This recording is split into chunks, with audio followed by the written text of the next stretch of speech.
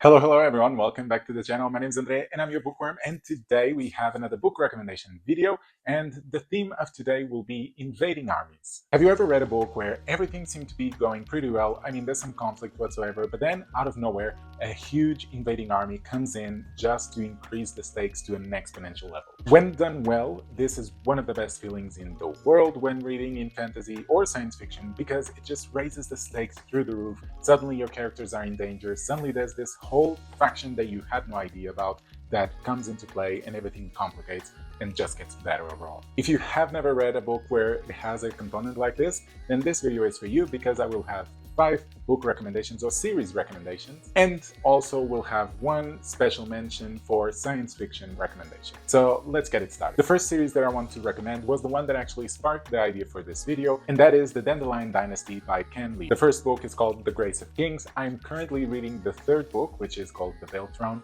This is a series that has 4 books total. It is epic fantasy, heavily Asian inspired, really nice ideas, very fresh in one sense, very original as well. And the main plotline, without spoiling much, is we follow the people in this continent that are striving for power and just to live in this continent with several islands as well around it. And of course, there's a lot of change, there's a lot of conflict, and also we see how technology advances at a very fast pace in the medieval kind world. So like I said, I haven't finished the series. I'm currently on the third book, and I really enjoyed the second book overall. This one, so far, it's been quite good, but I'm very at the start, so I can't say much about it. But what I can say is, for this series to have sparked this idea in me, it's because when it happens, I think it happened well, and it was well done overall. It didn't break my sense of belief in the story, and I thought it raised the stakes a lot. For the ones that have been following the channel for a bit, you know my opinion on the first book. I didn't enjoy it as much. I thought it was a bit overloading with the amount of information it provided. However, the second book, it cured all those defaults, or not those defaults, those defects, and it improved upon it and added a lot more components that made it truly a very good story. If you haven't followed the channel yet, then please do, but you can also check the review of the first and second books here on the channel by following the thumbnails or the cards up above. These books are fairly recent, having been published between 2015 and 2022, and the scores they have on Goodreads range from 3.8 to 4.54. I know it's a big range, but the first one is the one that has the 3.8, which I completely understand why it has. But as you can see as well, as we progress through the series, it gets a huge increase, some books reaching 4.54, which is really high in Goodreads terms, even for fantasy. So my advice, if you want to pick up this series, is push through the first book. It might not be the best, but then you'll enjoy it a lot more. Alright, moving on to our second recommendation. This time, it is a standalone book. I mean, even though it belongs to a series, but you can read it as a standalone. I don't have it here with me. It's in my bookshelves back in Portugal. And the book I'm talking about is Legends by David Gemmell. Actually, it's Legend, singular, not plural. This is a classic epic fantasy written at its best. It was published in 1984, and the story basically is all about one single siege. In this case, you are part of the defending army who has to defend this castle, fortress kind of thing, and you have an invading army coming at you, several waves, several strategies, and you just see these characters trying to defend and trying to survive. And you might think, is a whole siege enough to fill one full novel? My answer is yes, if David Gemmell is the one writing it. I think this book is brilliant. It keeps you on the edge most of the time, and it keeps your heart in your hands as you fear the worst for the characters that you follow. And when you least notice, you start loving those characters. Even though it's only one book, it's not that big, but it's done very well. I mean, it's not by any accident that there's an award for novels called the David Gemmell Award. It's because he was an amazing writer during his time. And I mean, it's not just me saying, Goodreads thinks similarly, because this book has a score of 4.26 out of 5, so quite high for a standalone novel and fantasy.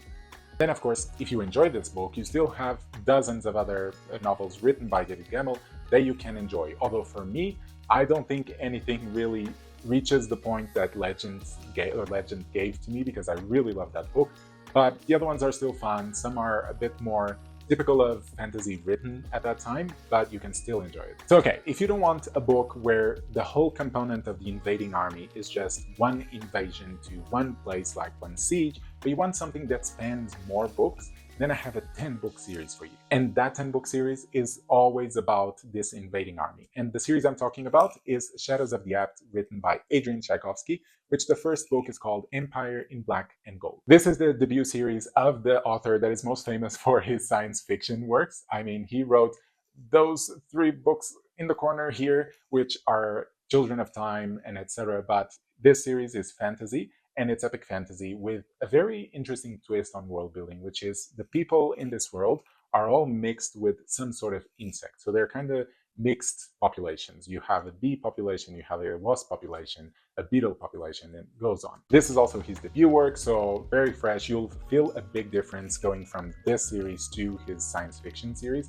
although they're also different genres, so you would understand that difference in writing. But pretty much the whole premise of this book is that the Wasp Empire is deciding to invade the whole continent and conquer the cities around it and basically construct a bigger empire pretty much. And so you'll have invading armies all the time. Now, I have only read 5 books out of the 10-book series, and my opinion is very mixed on those books. I thought the first one was really good, had a really good premise. The second one, similar, then it went downhill, then improved a bit, then it went downhill. So it's been a bit ups and downs.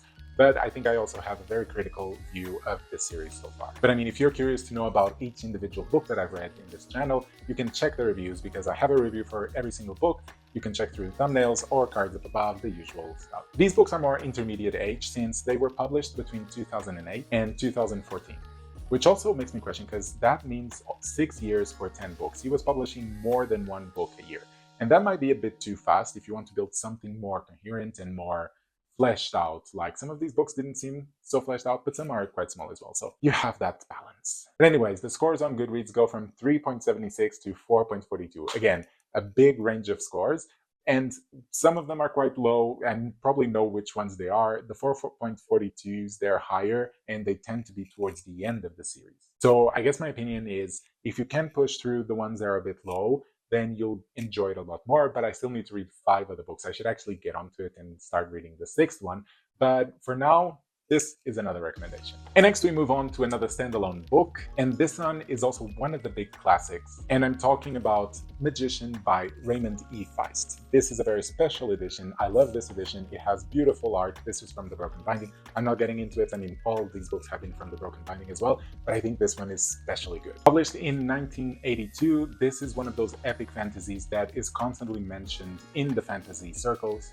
It's one of those books that really makes you love fantasy or makes you want to be in a fantastic world. The story focuses on Pug, who is a boy that ends up being an apprentice for a magician, and as he grows and learns his craft, suddenly there's this invading army showing up in the continent and conquering everything. So it's a bit more fantastical, not so much about the military action. And I think when the invading army shows up, it flips everything around. It really increases the stakes by a lot. I think it was super innovative when it was done, and it was done in a very clever way. I think it was very original with a lot of imagination into it. You start questioning, like, this book was written 40 years ago, and I can see how so many other authors would have drawn inspiration from it. I mean, I've read this book more than 15 years ago, and I still remember parts vividly. And actually, I really want to reread this because it's one of those books where I have such a nostalgia feeling for it that eventually I'll just reread it. And this is another case where if you enjoy this book, Raymond E. Feist wrote dozens of other books, so you can still explore this world or just his writing.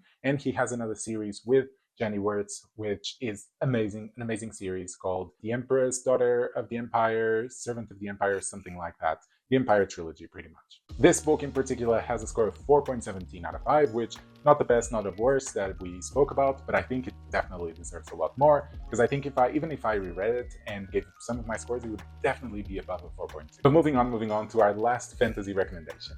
And this is also a series, because usually with invading armies, you want to prolong that, you want to explore that. And if you want a series that explores how an invading army incurs into so much change about culture, how they influence things around them, how they influence the plot itself for the present and the future parts, then you definitely need to read, and you're going to laugh about this because this is a big commitment, you need to read Wheel of Time, starting with The Eye of the World. So Wheel of Time, written by Robert Jordan and the last books by Brandon Sanderson, is a 14-book series, so you have a lot to read, and all of them are really big books. And it's another epic fantasy series. If you've been here on the channel enough, then you'll know that it is my favorite fantasy series. I talk about it a lot, I recommend it a lot, and invading armies are one of the biggest components in this story. Okay that it only starts in book 2, but it influences so many character arcs, so many plot lines, and just the world building itself. Things change because of this invading army. If you're curious, you can check a review of each and every single one of these books on my channel. You have thumbnails and cards above the usual, and you're going to go on a time trip though, because some of those videos are quite old and quite cringy. This is a series that has been published or was published throughout a long time, partially because Robert Jordan died at some point, and until they recruited Brandon Sanderson to keep writing it, it took some time. So this was written since 1990 to 2013. On Goodreads, the scores vary from 3.77 to 4.55. If you've read the series, you know that those 3.77 are the slog, the books where everything just slows down a lot and gets kind of boring. But the 4.55s are definitely worth it. The ending of the series is just so fulfilling, and all the arcs are just amazing. You want to scream, you want to shout, you want to scream in joy as well, all of it as you're reading the last battle and just the ending of a magnificent series. And what I can say is both Robert Jordan and Brandon Sanderson knew how to incorporate this factor of an invading army to every single component of a story, which just makes it feel more real and more realistic and more rich. And I also think that Brandon Sanderson has learned a bit from it and taken into his books that knowledge. Okay, and so for our last recommendation, which is not a fantasy recommendation, but a science fiction, because we need to appeal to both audiences, right? I know that science fiction doesn't have as much credit, but we should definitely read a lot more science fiction.